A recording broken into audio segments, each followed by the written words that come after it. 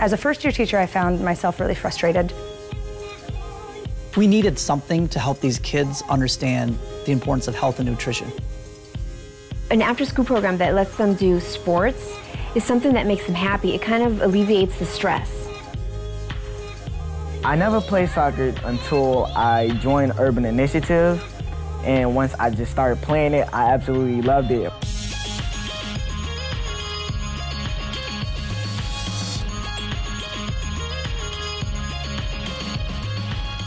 In the public schools, they don't have a sports foundation until the 5th grade. So when you're working in tough communities, a lot of the life skills of teamwork, of respect, of communication are taught at home. And if they're not taught at home, they're not taught.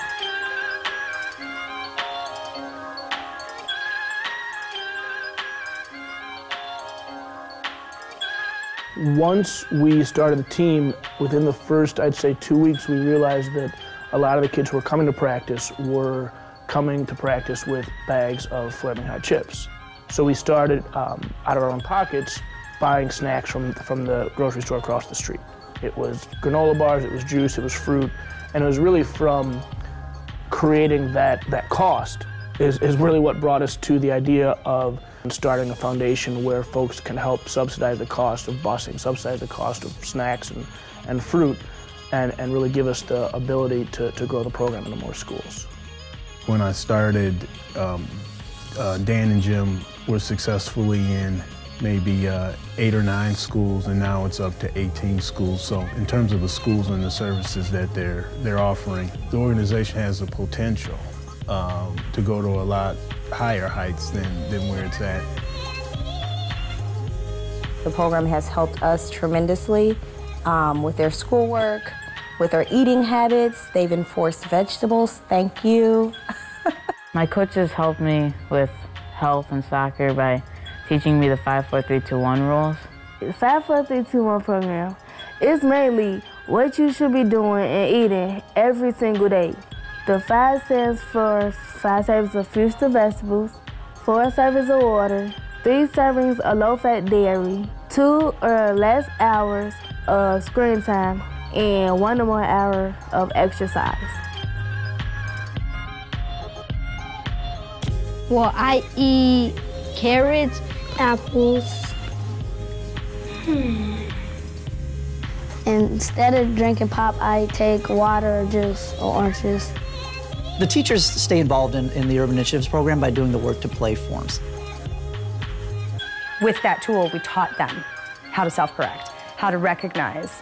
You'd simply just say, well, you're not controlling yourself, you're not practicing self-control, you would be at a 3 right now. And instantaneously, they would self-correct because they knew they didn't want to miss the game on Friday.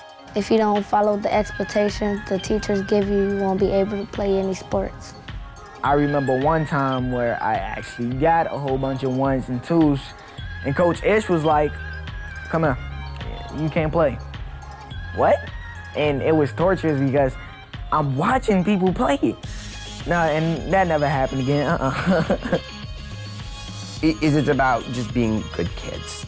Yes, we want them to eat healthy, we want them to play soccer, but the essence of the program is we want to raise good kids, and we want them to be able to make great decisions, and we want them to be able to give back.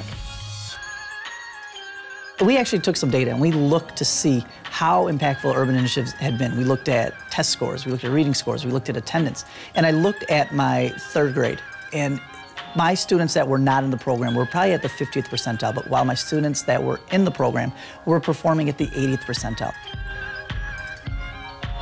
It's very important for our kids to have programs like this one. It shows them that they belong somewhere other than nowhere. The one program that has been with me since the day I walked in the door has been Urban Initiatives.